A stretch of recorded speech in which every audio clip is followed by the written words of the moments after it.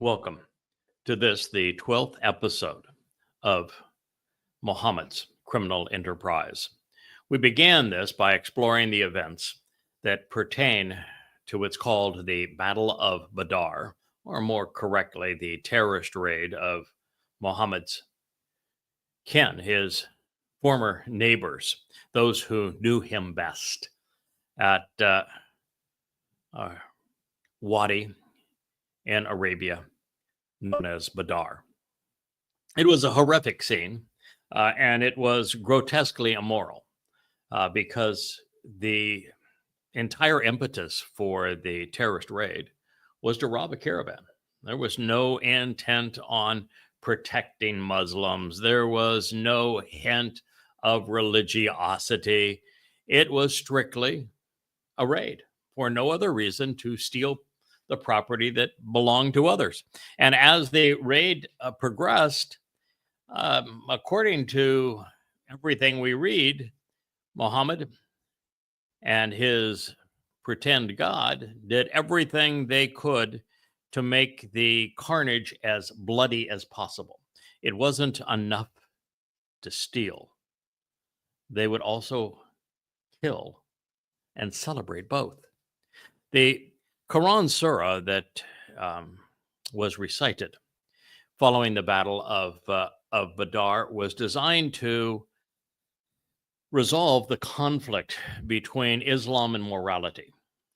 The neophyte Muslims in Yathrib recognized that stealing was immoral. They recognized that killing was wrong. They realized that going after a caravan of businessmen who were related, fathers, brothers, sons, and plundering them while celebrating the destruction and the savagery was grotesque. And so when the Muslims came back all full of themselves with Muhammad, they needed some convincing that, well, in this new religion, blood and booty were good. So we're going to continue to tell this tale because once one understands that this is the raid that made Islam. Prior to this time, Islam was essentially comatose. It didn't even have a pulse. Muhammad had been laughed out of Kaabaville, which was actually Petra, in shame because he had made an utter fool of himself. 99.9% of those who actually heard the Quran recited from Muhammad's lips and actually knew the non-prophet of Islam laughed at him. He was a joke, and everyone who heard him speak, who was familiar with him, more familiar than any Muslim today, knew that Muhammad was a laughingstock, that he was plagiarizing the lore of other people, that he was covetous and sadistic. They even said correctly that he was demon possessed, something Muhammad admitted. And so he was laughed out of town following the satanic verses and the night's journey that was the wild ass ride, to the winged donk mule, to the non-existent temple in the unnamed city, which they later claimed was Jerusalem. That the whole thing was just so pathetic that the only way that Muhammad could keep his gang together was to get a quick score. You see, Muhammad really became no different than the raiders that had preceded him, and those who would follow him, like Genghis Khan.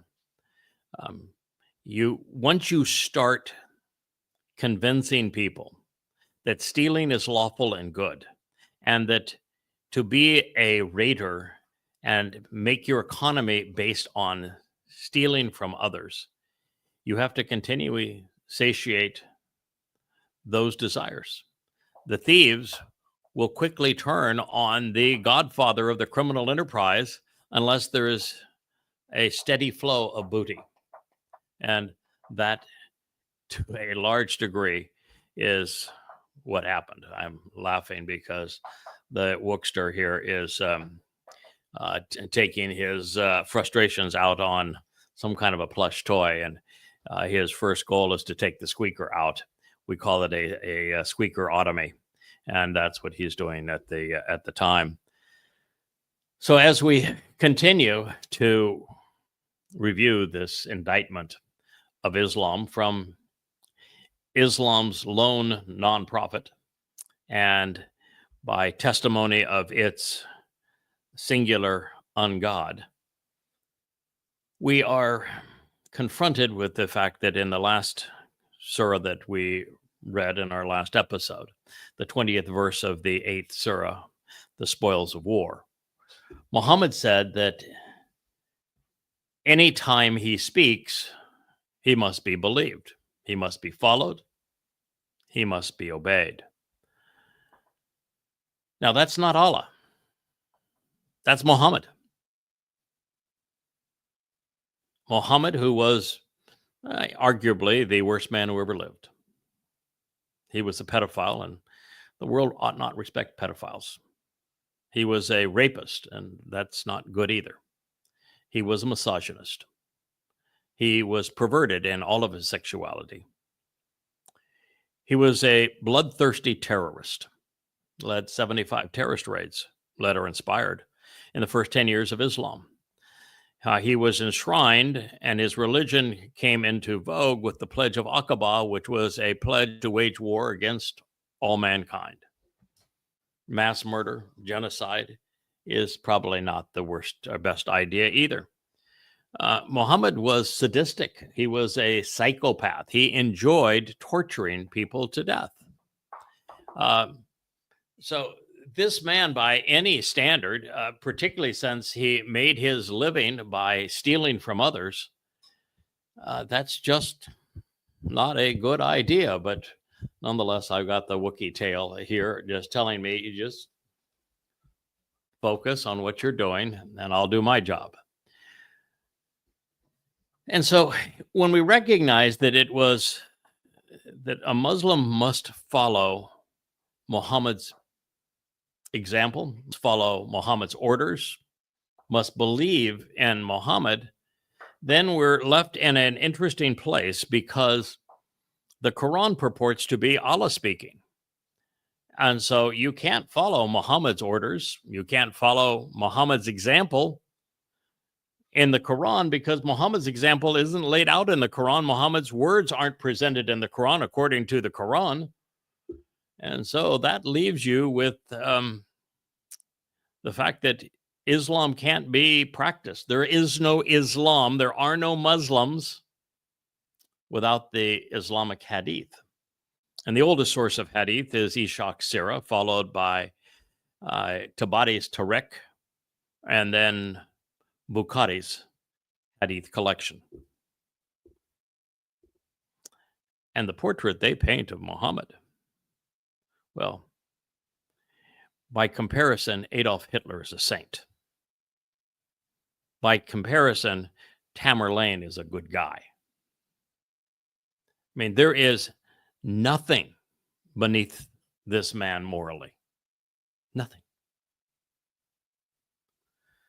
I don't say that as my opinion. I tell you that as an absolute fact. Now, here is Ishaq 3:22. Allah said, "Do not turn away from Muhammad when he is speaking to you. Do not contradict his orders. Do not be a hypocrite, one who pretends to be obedient to him, then disobeys him. Those who do so will receive my vengeance. You must respond to the apostle when he summons you to war." Not only is the ungod of Islam, and Allah's no more God than a garden slug. Not only is this wannabe God demanding that all Muslims capitulate and surrender their free will and obey in all circumstances Muhammad, being obedient to him, recognizing that he, by any moral standard, is the worst human who ever lived.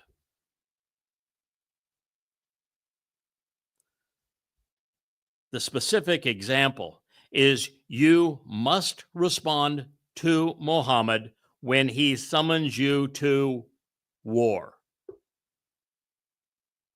Because according to the Quran, according to the Hadith, according to Allah, according to Mohammed, Islam is a war against all mankind. That's the truth. Allah so hates humankind that he seeks our extinction. Muslims aren't just to commit to continual war against all non-Muslims. And this doesn't even classify an enemy, just summons you to war, which is a continued state in Islam. In the first 100 years of Islam, Muslims obliterated 1/3 of the planet's population. They killed over 100 million people, and the number is probably closer to 200 million.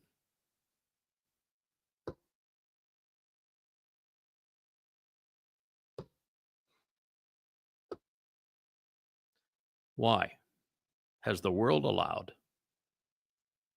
a religion devoted to the annihilation of humankind to survive? Why has Europe and the United States invited those infected with this genocidal plot to eliminate all humankind into their countries?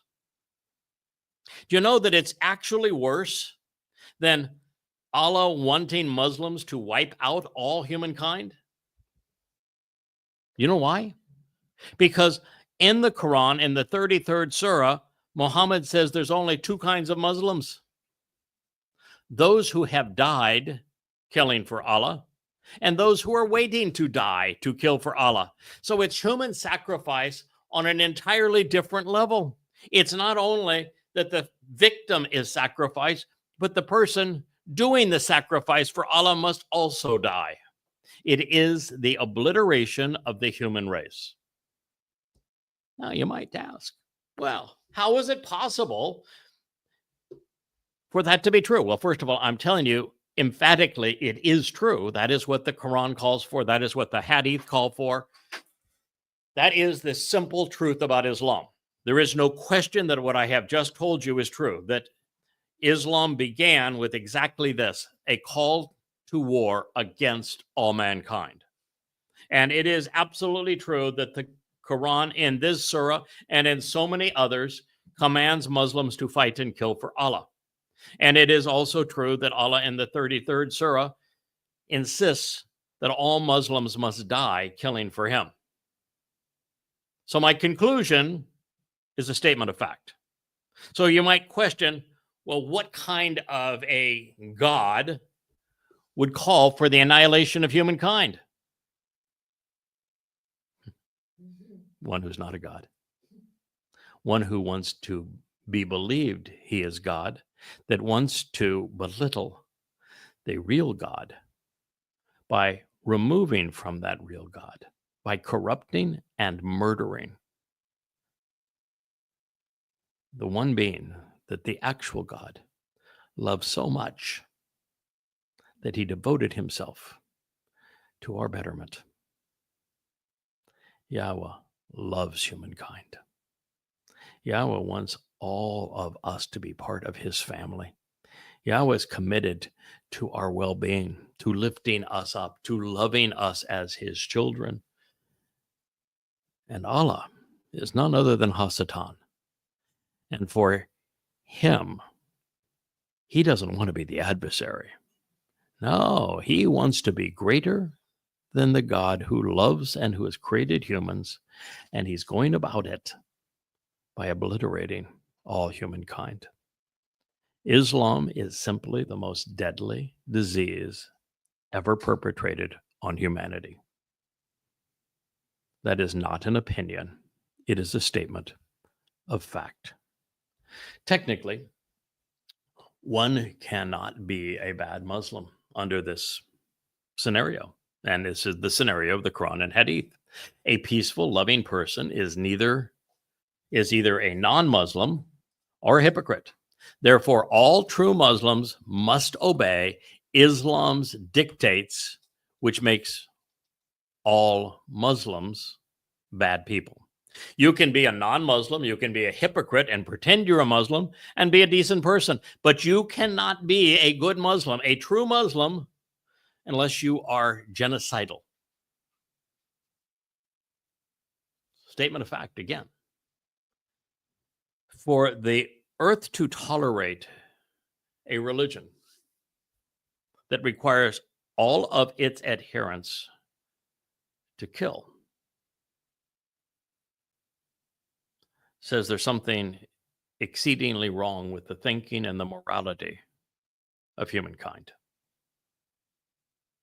And this is particularly true today, where there is about 1 billion people today that have been so badly indoctrinated in progressive, woke, cancel culture, liberal, socialistic, communistic academia.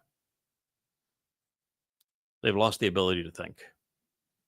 They're nothing but political zombies without morality, ignorant, irrational, immoral. And they have partnered with Islam, the religion most estranged from what they claim to believe, in that it is misogynistic, it is unenlightened, it is deadly, it is exceedingly hateful. And collectively, this billion people who have great influence in academia and in the media and in politics, and now have a huge support base with at least 1 billion unthinking Europeans and Americans, have partnered with Islam. And this alliance is the greatest threat to the survival of our planet that the earth has ever known.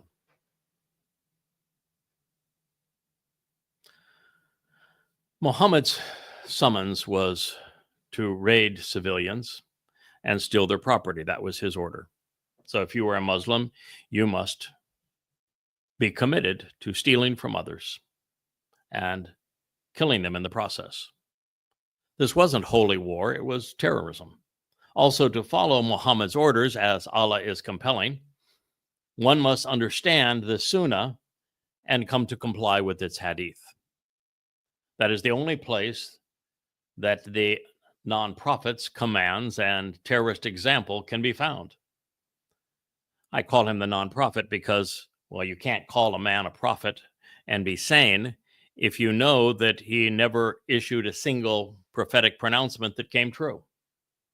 I call Allah an ungod because you cannot refer to him as God if you know that he is a sadistic and demonic spirit. All of this is evident through the Quran and Hadith, so I'm just simply using terms that are more accurate. Unless you see Muhammad as Allah, and in that sense, the Quran is just a redundant sunnah. Either way, from this point forward, Islam is nothing more than a terrorist manifesto. Without the Talmud stories that rabbis sold to Muhammad to give the Quran a veneer of religiosity, Muhammad would be no different than Genghis Khan or Tamerlane. He's simply a robber baron, and not a very good one.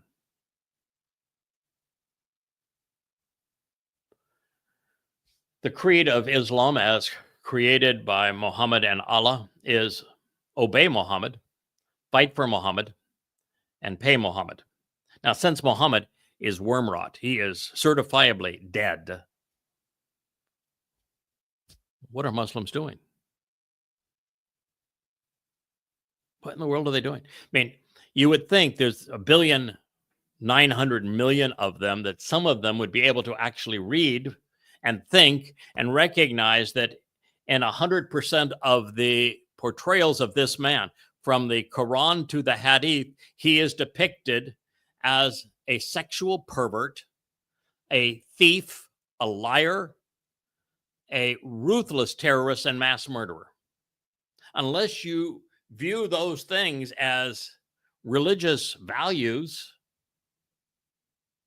then you're out of your mind.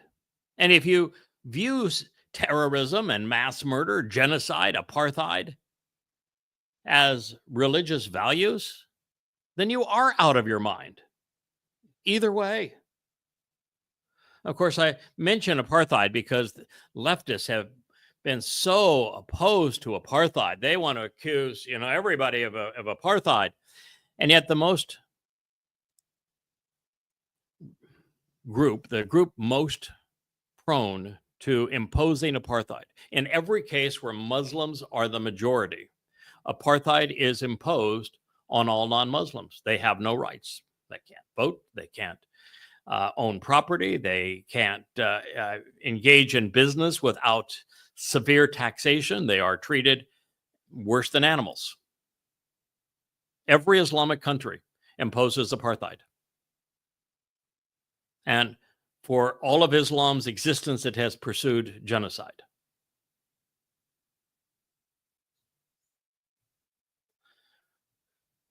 Since the last Quranic pronouncement was too transparent even for Islam's prophet, the megalomaniacs stepped aside momentarily and placed themselves on equal footing with their God. But now to live, a Muslim must honor the call to kill. Quran 8:24. O you who believe. This would be Muslims. It could have just been written, all those who have capitulated and are now slaves to Allah. Respond to Lillahi and his Rasul when he calls you to what gives you life. He just said you must kill. And so in Islam, a Muslim gains life by killing. I mean, the stories of Vlad the Impaler and Dracula and vampires came after Islam. Actually, it was created because of Islam. Vlad was one of those people in Romania that tried to stop the Islamic conquest of his country, and that's how he developed his reputation. He realized that you couldn't defeat Islam unless you were as ruthless as Islam. Well, that was his conclusion. I disagree with him, but that was his conclusion. That's why he developed that reputation. But this is essentially the worst form of parasite. It's a blood-sucking parasite. You must respond. I'm going to say the name that they intended. It was actually written as Lillahi, but you must respond to Allah and his Rasul, his messenger, when he calls you to what gives you life. They just were called to kill. And because killing is what provides life, Muslims are bloodthirsty parasites. They're vampires. And know that Allah Yahowah comes between a man and his heart, and that to him you will be gathered. Oh, don't worry about your conscience. Allah, he has an answer for that. He will come between a man and his heart. Yahowah.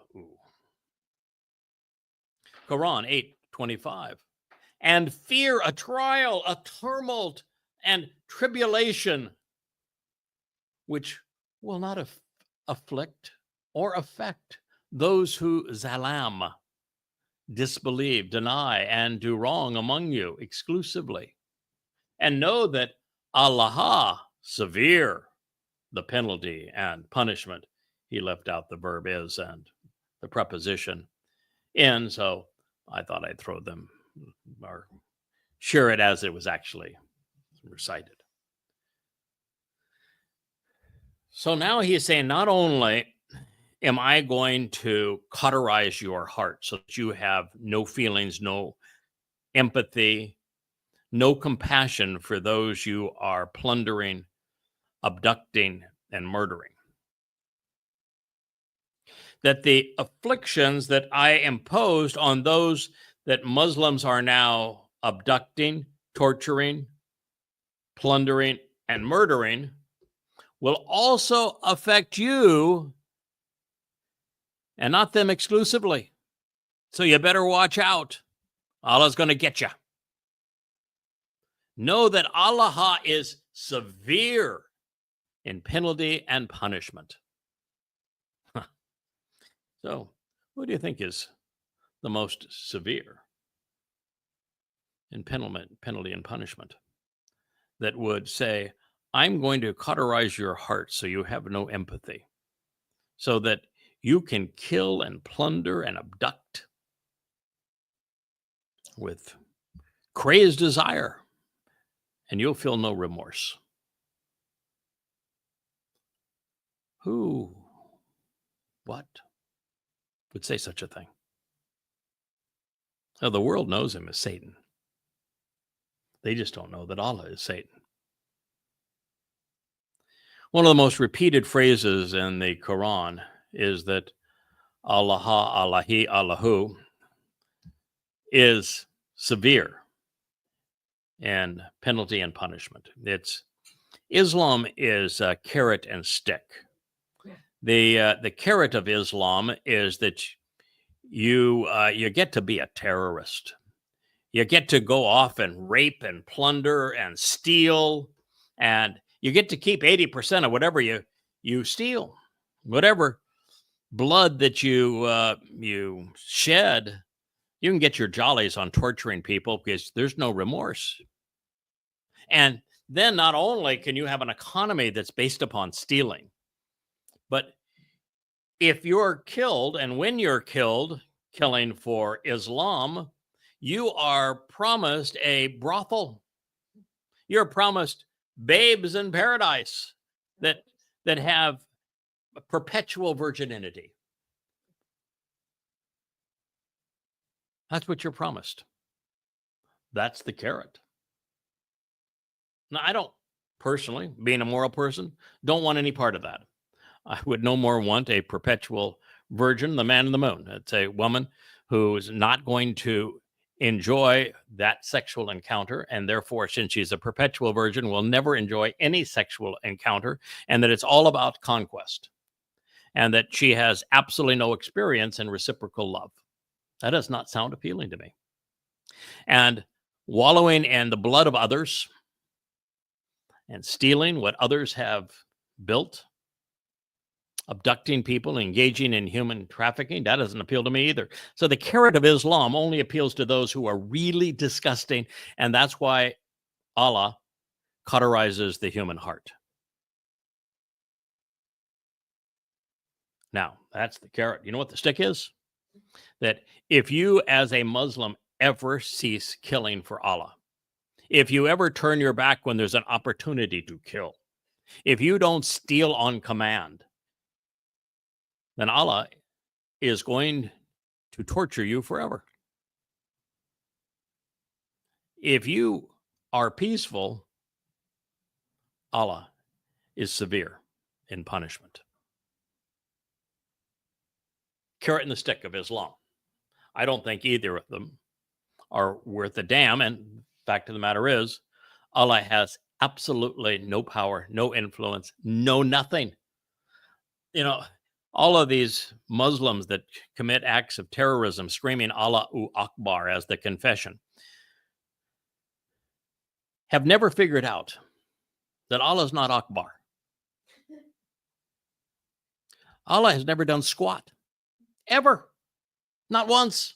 Never once has Allah ever done anything. Allah couldn't even create a sane book.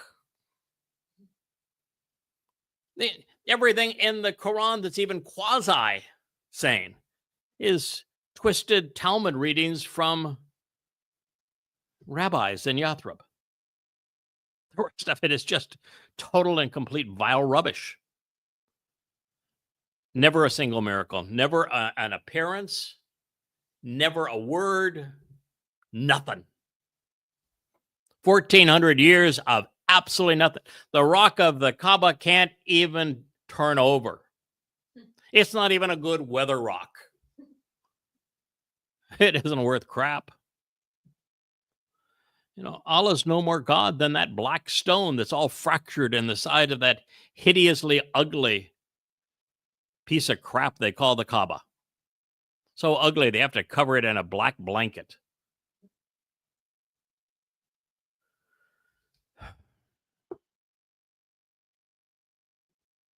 And beware of that temptation, which does not befall only among those who are disbelievers, to the exclusion of others who know that God is severe in punishment.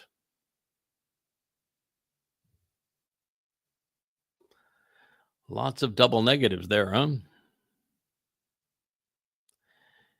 If you were to remove the double negatives, it's God tempts everyone. Everyone's on trial. Muslims, non-Muslims, the whole earth is on trial, and the only result, to the exclusion of all others, is that Yahweh should make that. Oh, God. I'm sorry, Yahweh. I work for Yahweh. I serve Yahweh. Yahweh is always on my mind. And when I come down here and speak of the disgusting rival, this snake, Allah, it is difficult to make that transition. Allah says that for all humankind, you're not only under trial, but you will be convicted. And Allah, as the wannabe God, is severe in punishment. And it should be noted, and I've said this before, every time that Allah is located in the Quran, he is in hell, torturing everyone who did not capitulate to him. Fortunately, Allah is not God. Unfortunately for Muslims, he is in fact in hell, which is where you're going. Yes, indeed. To Allah you will be gathered. They got that part right. With fellow Arabs disbelieving, the Rasuli swearing to slaughter his pagan indulgences and his satanic admissions, followed by his flight of fancy, only a few weak Muslims remained in Mohammed's wavering flock. Yes. The Mohammed, in his last days in Kabulville, threatened to slaughter his kin. And he then accepted and then reneged on what's called the pagan indulgence when he wrote Manat al-Uzza and Alat into the Quran as goddesses along with Allah. The satanic admission is when he reneged on that decision and said that Satan was the one who inspired him. Then he had his flight of fancy, which is when he dreamt that he got out of being mocked in Kabulville by flying a winged donkey mule into a city whose name he did not know, to meet in a temple that no longer existed, to meet with Jews who were long dead, so that he could lead them in a couple of rakas of Islamic prostrations prior to going up and meet Allah, through which he had to pass through hell, where all of the inhabitants were women hanging from meat hooks through their breasts. And when he finally does meet Allah after a series of gatekeepers, all of which are Jews, no Muslims, only Jews, he meets with Allah, and all Allah has to say is, I want to be mooned 50 times a day.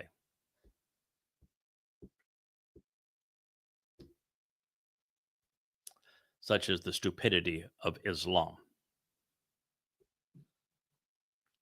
And as a result of all of these failures, there were only a few weak and wavering members of Muhammad's flock. Those who knew him disowned him. Their predicament was self-inflicted, but nevertheless, in revisionist mode, the believers were helpless and quivering in fear that they might be killed before killing. So Allah claims to have provided all of the things that they had been afforded by the Jews in Yathrib and that they had just stolen.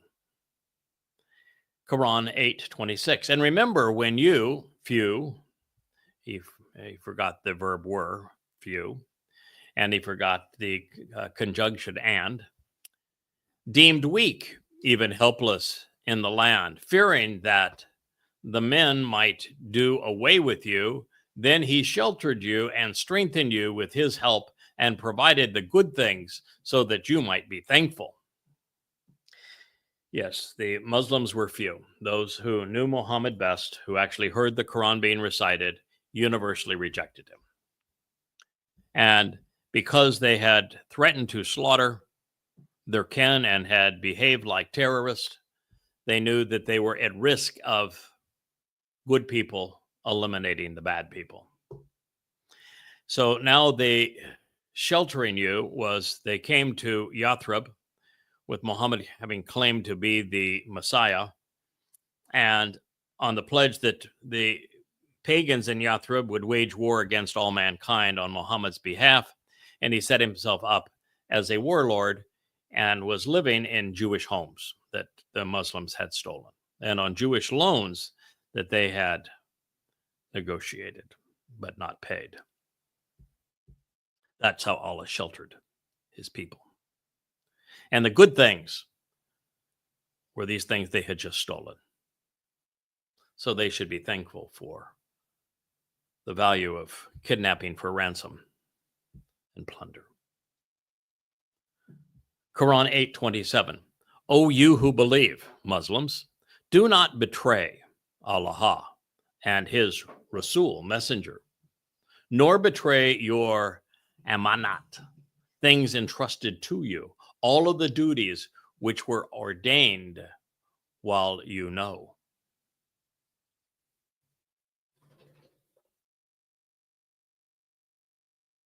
If you're a Muslim,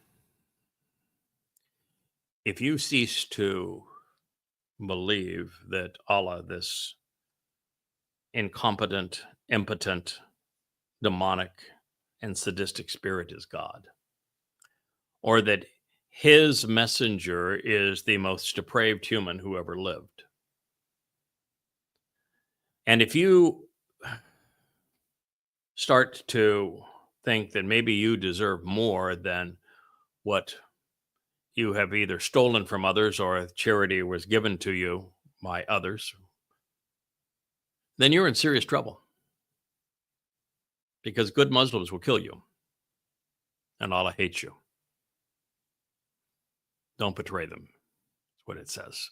Now, if they were actually a God and did something for the people, and if this book were moral and uplifting, and if Muhammad was an example of somebody who wasn't just a murderous thug, then I can see why you would say, you might want to be appreciative.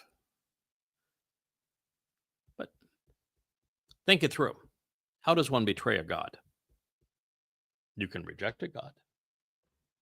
You can even rebel against the God's influence. The Jews are really good at that. They're professional at it.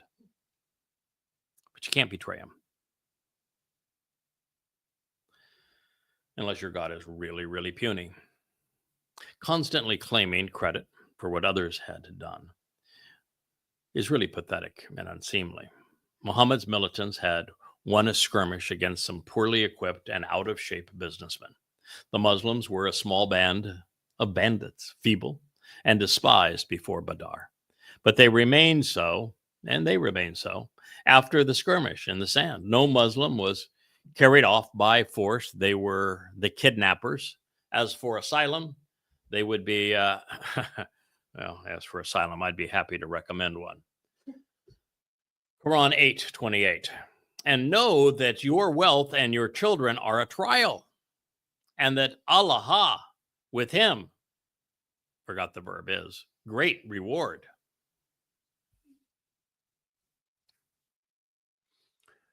Having things of value is a trial in Islam. And for most people, if you've worked hard and you've accomplished something and you've accumulated things that are of benefit for yourself and your family, then your wealth is a reward for hard work, for having accomplished something, for having done something worthwhile. But not in Islam. Why? Because, well, all of the wealth is stolen. And so it is a trial. And children being a trial, oh, sure, children are tough to raise. But he's equating property and children together and calling them both a test, a trial. And that if you're loyal to your children, you can't be loyal to Allah, is the concept. It's why I guess Muslim, I can't call them mothers. There's no such thing as a Muslim mother. There's Muslim bomb making facilities and Muslim jihadist factories. And they brag about having sacrificed all of their children to jihad and killing Jews. So for them, there's a great reward. That is the reward, and that is the jihad for women in Islam, is manufacturing jihadists and bomb makers. The idea that children are just a temptation is telling, of course. So is Mohammad suggesting that men might be tempted to abuse their sons as he himself was abused as a child? Or is he asking parents to sacrifice their children and their money on jihad's altar, as so many Muslims do today? While perverse, neither is as twisted as the notion that God's best reward is an inebriated stay in his whorehouse, where the rivers flow with wine and virgin boys are served bottom side up. Quran 8:29. Oh, you who believe. Boy, there's so many. Oh, you. Who in the hell does he think he's talking to? Why even mention it? If you obey and fear. Oh, there it is again. Obey and fear. You know, there's no Hebrew word for obey, because Yahweh doesn't want to be obeyed. And the word that is rendered obey, and your English translations, is actually shama, which means to listen. And fear comes from yare in Hebrew. And yare's primary connotation isn't actually fear, it's revere. But not in Islam. Obey and fear. You see, Yahweh, as God, gave us the gift of free will.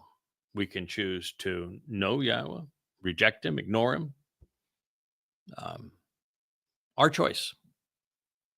But there is no free will in Islam. Muslims are slaves. They must obey. And there is no love in Islam. It is all about fear. Allahu Akbar. And he will grant you furqan, criterion. Now, the translators will try to explain furqan by writing in parentheticals, to judge between right and wrong. But it means criterion.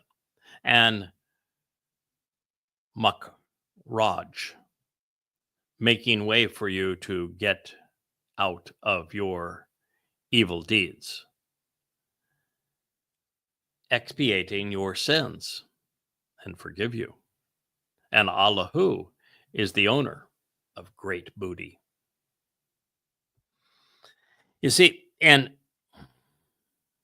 the Torah, it's matzah that is responsible for removing the stench and stigma, the fungus of religion from our souls by taking it to the place where God can never be or can never be seen, which is Sheol, hell. And Dowd, as the Son of God, accomplished that for us. But in Islam, forgiveness is coming from obeying and fearing Allah, such that you obey Mohammad and Allah's orders, which to this point have been to kill, to wage war, to steal, to celebrate stealing and murder. And so the evil deeds, which are stealing and committing acts of murder and human trafficking, those will be forgiven according to the Islamic wannabe God. Because the Islamic wannabe God, he is the owner of great booty. That's the criterion. For those who obey in fear, or who obey out of fear, Allah is granting a new criterion to judge between right and wrong. He must do so because from the dawn of time, legal codes and societal mores have defined thievery, murder, and abduction as crimes. But not to worry, Islamic terrorists, because Allah will forgive you of your crimes, corrode your heart, and rid you of a functional conscience. You can be a deadly zombie.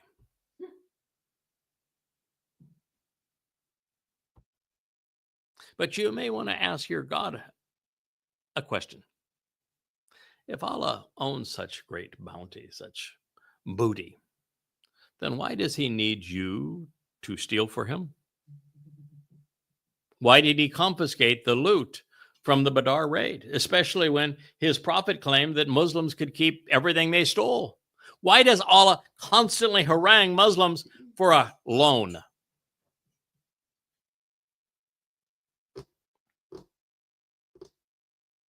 He even bragged that he chose this group of merchants because he wanted to kill them, not steal like Mohammad. So someone isn't telling the truth. Now, this next line is the antithesis of what actually occurred. We've studied all of the hadith pursuant to the terrorist raid of Badr. Quran 8:30. And wanted to have remember, I think, communicated here, but it's not. So it's just added in parenthetical to make Allah appear illiterate.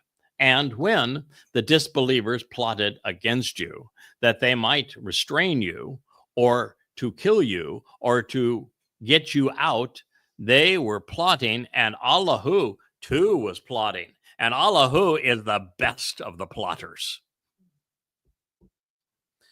Oh, man. First of all, it is woke. It is cancel culture. So you can give Allah credit for the invasion of cancel culture and woke long before its time. This is the inverse of reality, which is the basis of cancel culture and woke.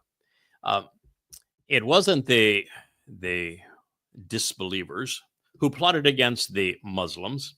It was exactly the opposite of that, and the Quran and Hadith make that abundantly clear. So Allah has just lied. He has just inverted the reality that he has gloated about. The Quraysh were not trying to plot against, to kill, or to capture Muslims. Exactly the opposite. They were trying to keep the Muslims from killing, plundering, and abducting them. And they weren't very good at it. And now, having projected the faults of these Muslims who were out for blood and booty onto their own family members who were the victims, so victim shaming is what is happening here, that Allah not only blames the victims, but he says that he's a better schemer than were the victims. Now, that may not sound like the best of all conclusions because, well, the schemers were out schemed because according to everything we read, the Muslims killed them, abducted them, tortured them, robbed them, and sold them for ransom. And so Allah is claiming to be a better schemer than those who were murdered, tortured, abducted, and sold for ransom and plundered. That doesn't make him a very good schemer, does it? Oh, yeah, I am better at plotting schemes than those you just caught off guard and robbed and murdered and abducted. Out of the way, Allah. You are one smart dude. So if you can't make a cogent argument based on the facts, then it's, in my opinion here, it's best to remain silent. I tell all of the nincompoops that I meet on X that regularly that it is always better to seem stupid and by your silence than it is to speak and remove all doubt. That's Allah's mistake here. In this case, we have been pestered with hundreds of iterations of the never-ending argument, which is, Mohammad, you are an idiot, you're a plagiarizer, you've made all this up, you're demon-possessed, you're a schemer, you're a madman, you are insane. And throughout, there were no plots. None. There were no attempts to restrain. There was no threats to kill or exile anyone. So either the single most repetitive rant in the Quran with more than 500 iterations of the never-ending argument is false, and Allah has been dishing us an invalid narrative, or his claim in the 8th surah is untrue. According to the Quran and the Hadith, it was Muhammad and his Muslims who were plotting to restrain, kill, and exile non-Muslims. They were even acting on their plans, as is attested in this surah. Therefore, the opposite of what the Quran is attesting and has already stated is inaccurate. It has just contradicted himself. Now, a wannabe God that contradicts himself is just that, a wannabe. Satan, who admits to being the best of schemers, and whom Yahweh credits with being the best of schemers, had a trifold plan, and he was hell-bent on accomplishing it. First, he wanted to shed his skin and eschew the adversary title so that he might be perceived as a god. Allahu Akbar. Second, he needed to silence the voices of reason, starting with Yahweh's prophets, so there would be no retort to his recitals. So the very rabbis that sold Muhammad the Talmud readings that he twisted and bastardized to create the Quran became genocide victims. And third, he wanted to either subjugate or slaughter humankind, and actually both, hoping that God would not decide to disavow the planet, or he was hoping that God would decide to disavow the planet and leave it to the devil. That's winning for Allah. Yahweh not returning. My job to stand in the way of that and to keep it from happening. And considering his success, Satan is indeed, as Yahweh has labeled him, the best of schemers, and he's just taken the bait and has admitted it's true. And this is one of the things that has always been the case with Hasatan. He is so disrespectful, disdainful of humankind, that he routinely tells us exactly who he is. When Allah admits that he's the best of schemers, he is confessing to the realization that that is exactly what Yahweh called him when he tempted Towrah in the garden. When he calls that which is good in Islam halal, and you recognize that when Yashaya Isaiah introduces us to Satan, he calls his name halal. When he has Mohammad admit that he was demon-possessed during the first horrendous Quran recital in the dark cave while Muhammad was out being a pagan, and then Muhammad at the end of his life admits that he had been demon-possessed his entire life, it's an admission that Allah is so convinced that he can control humans who he views as meaningless, inferior, disgusting. They'll never figure it out. The same thing is true with Christianity. Christianity is founded by Paul, who wrote the first 14 books of the Christian New Testament. And in his second letter to Corinth, he admits that he is demon-possessed.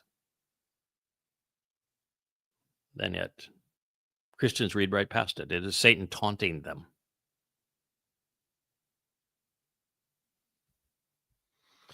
Satan is saying, you are so stupid. You're going to believe I'm a god when I tell you the opposite is true. And for the most part, he's right. Christianity and its New Testament, Judaism and the Talmud, contributed mightily toward that end, but it wasn't enough. And while Islam would prevail in turning men into murderers and would enslave the dim-witted by the millions and billions, smart people continued to interfere with Allah's quest to believe that he was so special. The rabbi says, and the rabbi is the Lord of Islam, the rabbis of Yathrib.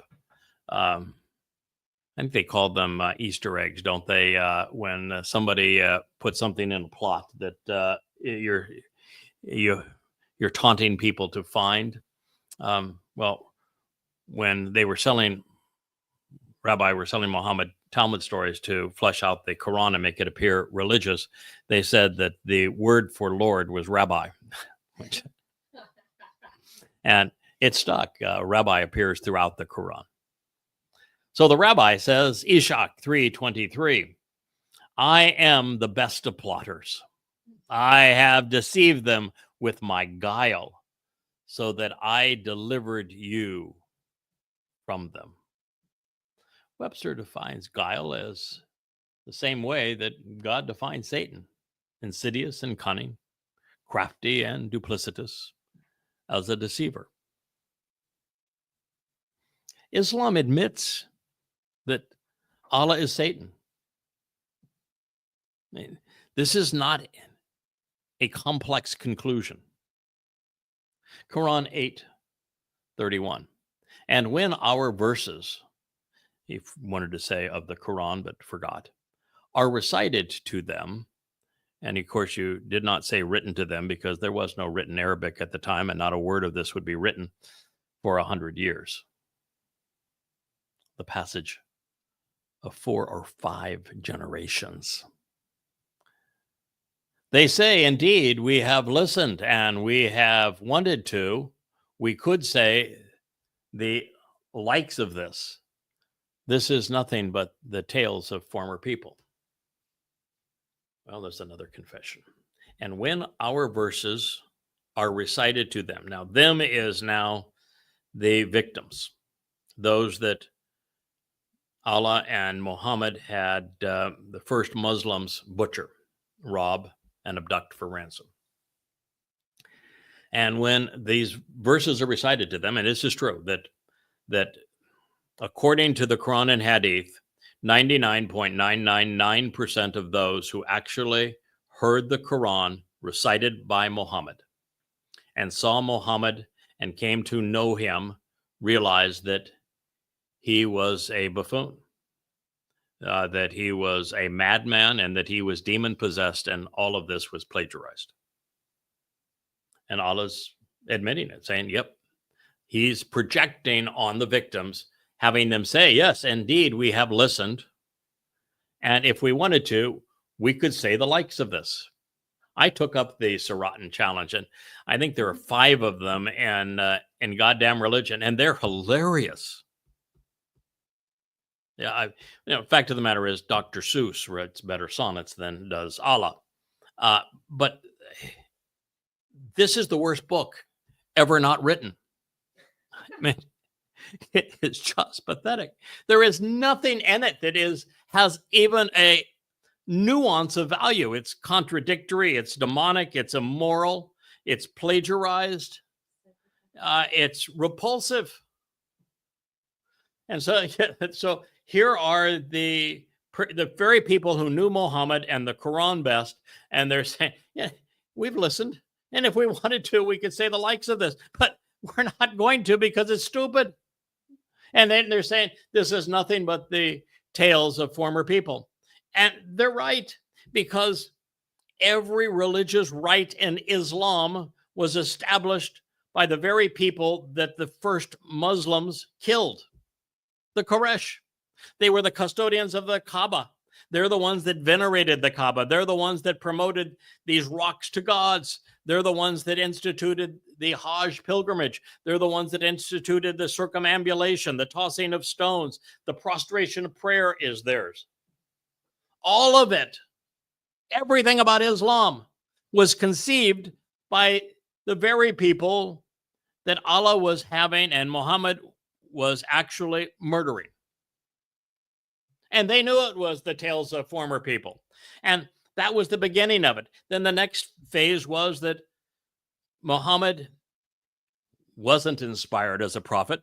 So the things that he had heard around the Kaaba were the poems of the Hanif.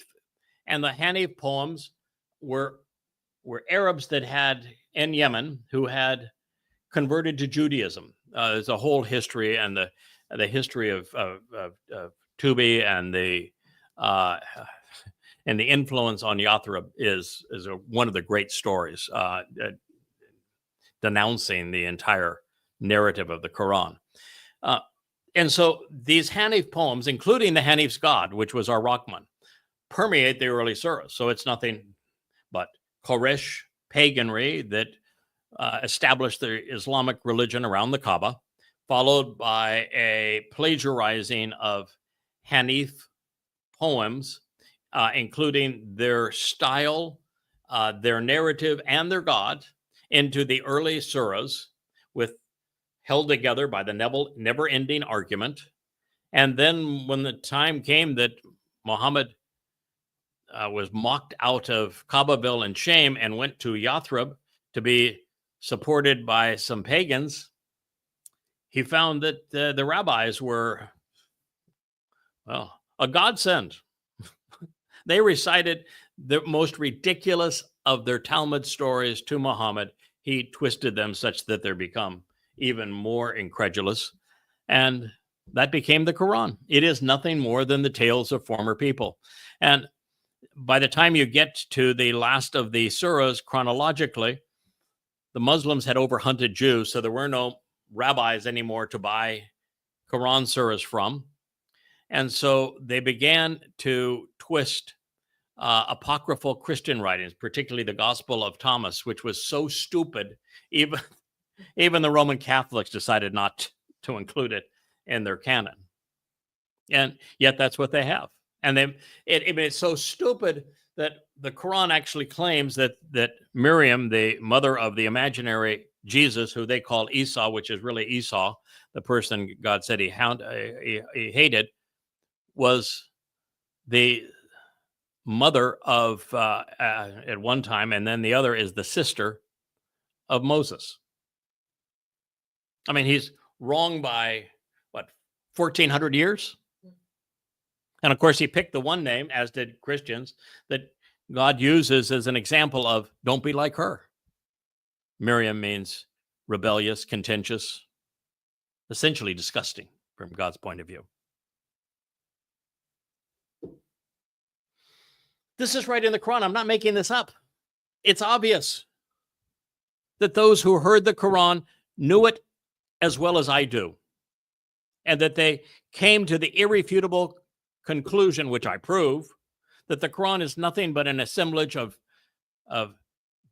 plagiarized religious recitals from the Yemeni Hanifs, followed by the rabbis in Yathrib, followed by the Apocrypha Gospels of Thomas, all twisted to suit Mohammed's pathetic agenda, woven together by tales of terror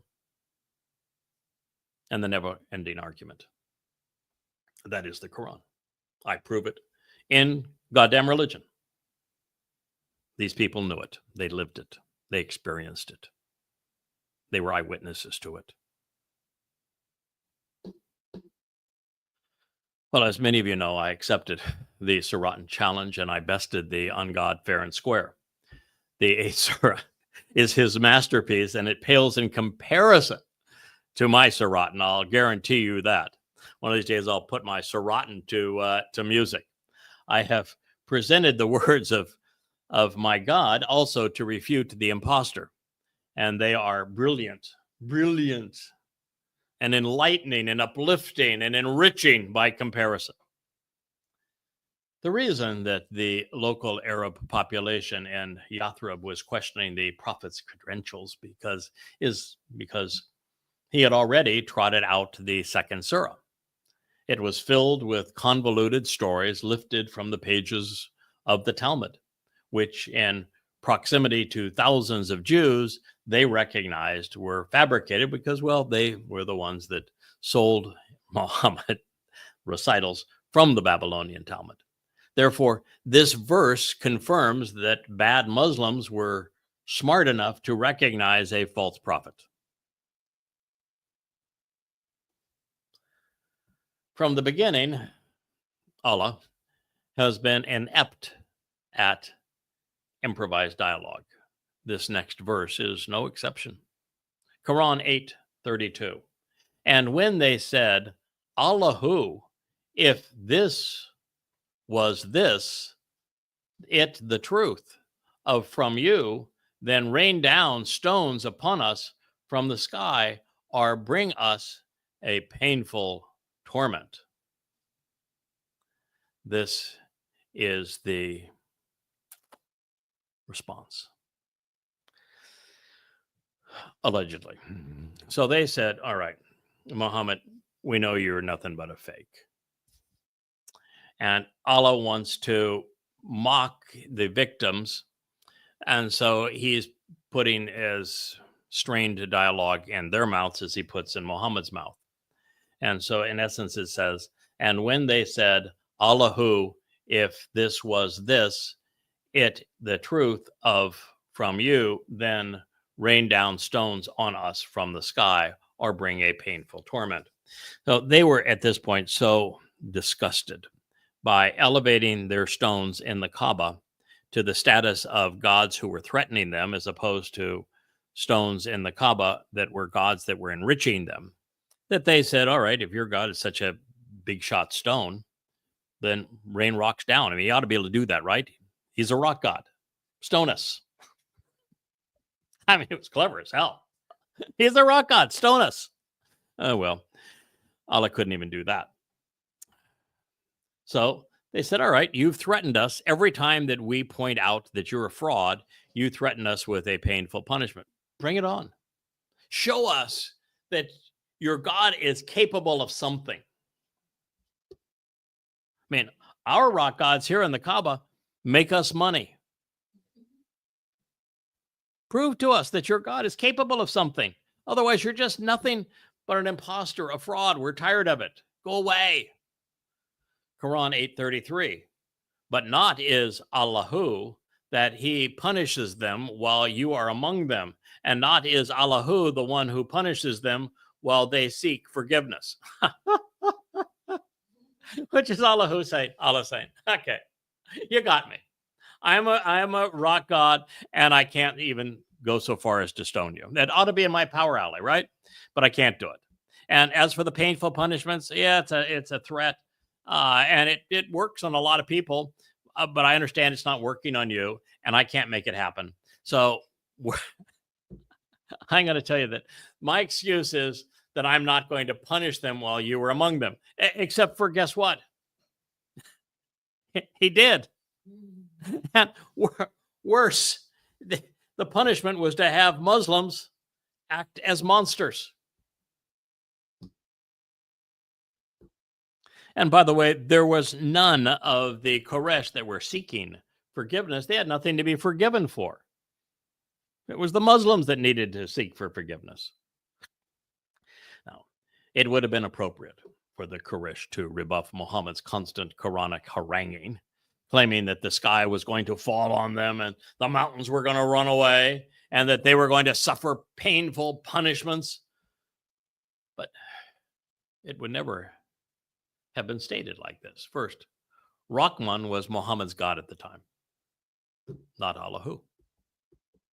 Rahman was the god of the Yemeni Hanifs, and so the initial Qurans are to our Rahman. Second, since the Quranic God never spoke to anyone, they would not have spoken to him. From what they had endured, Muhammad was a pest, and his God did not exist. So they would have addressed the false prophet pestering them, not his invisible friend. This is especially so because Muhammad's extended family and former friends correctly perceived that the Quranic God was the devil and that Muhammad was demon-possessed, and they said so, and the Quran reflects it. And third, they would not have parroted Quranic platitudes and said, "It the truth," or have spoken of raining stones from the sky, and especially not of painful punishments. This was the demented ungod's stilted vocabulary, not theirs. The Kabbalians were not questioning whether Allahu could rain down stones from the sky, as he falsely claimed to have done, or whether he could or would be able to punish them for disbelieving. They witnessed over the course of 12 years that it was all bluster and bluff without any substance. And they had said so hundreds of times. The eyewitnesses recognized that the voice of the Quran was impotent and that the Quraysh were simply ignored or annoyed by him. And that's the truth. Those who knew Muhammad best, who were subject to the first Quran recitals, were annoyed, as should be the world today. They likely said, "Muhammad, you're a pest. Stop it. You're pathetic with all of this whining. Stop threatening us with your false god. You're a fraud, and we know it. You've proven it. We're tired of hearing about it. Shut up or put up. Or preferably, just go away and leave us alone." Now that's the truth. And it explains why Allahu copped a plea and claimed that the only reason he hadn't already brought about his oft-threatened day of doom was because Muhammad was still there. But that's absurd. Muhammad wasn't there anymore by the time of the 8th surah. He was long gone. And now he was out hunting his own kin at Badr. And when Muhammad finally returned to subjugate the Quraysh, he was there once again making the statement nonsensical. So when the Quraysh were actually subjugated, Muhammad was actually there. But Allah just said, "I'm withholding punishment while you were there." But he was there when Muhammad punished them. This guy, the Quran can't even lie well. The fact is, without lies, there would be no Quran, but there isn't even a good lie in the Quran. So I say it's the worst book ever not written. Moving to the next incredulous statement. Having done our homework, we know that the Hadith has been explicit, and it is supported by the Quran. They tell exactly the same story, or they confuse the same story, reveling in the history of the Kaaba's custodianship while showing that all of its pagan religious rites were incorporated without any alteration directly into Islam.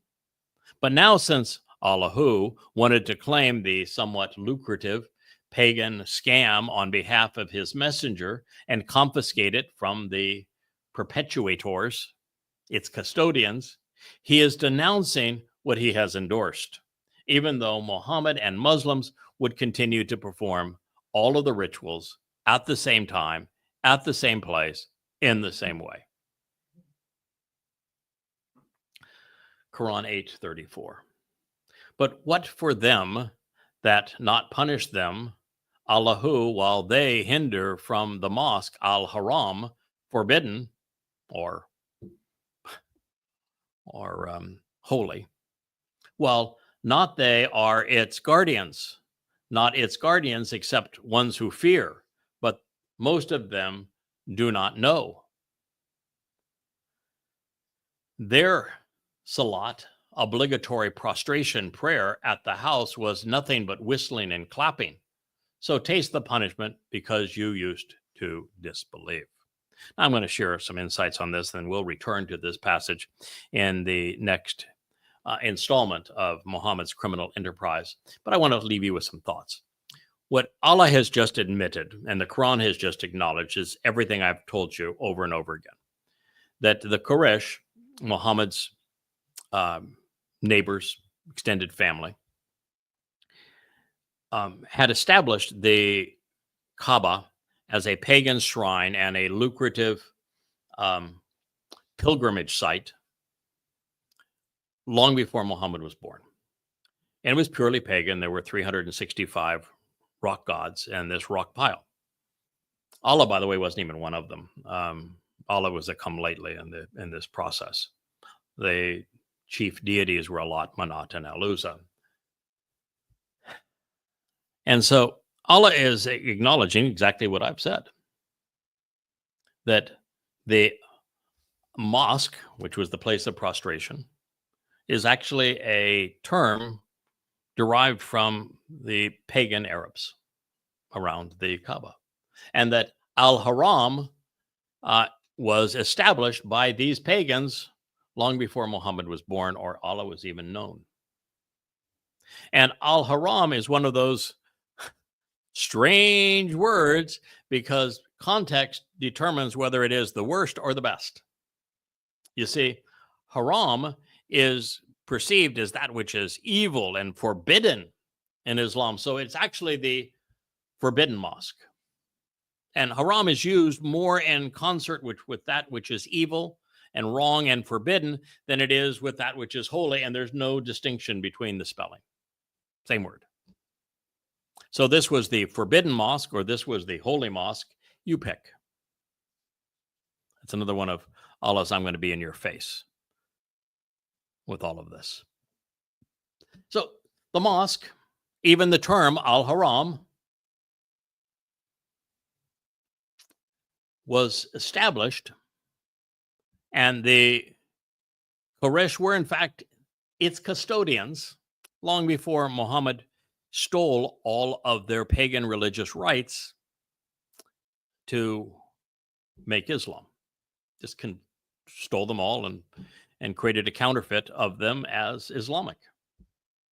And now he's saying, Allah's saying, but they're not his guardians because, well, I want my guy to be the guardian because they don't fear me. And I only want custodians of my rock pile who are afraid of me. That's what he just said. I have long requested that people stop burning the Quran and start reading it. I have long requested that Israel stops bombing Hamas and starts fighting the war against Islam by reciting Islam's scriptures. There is nothing more lethal to this death cult of Islam than to actually know what its wannabe God and non-prophet had to say. And that is our conclusion of this episode of the YAHOWAH blog.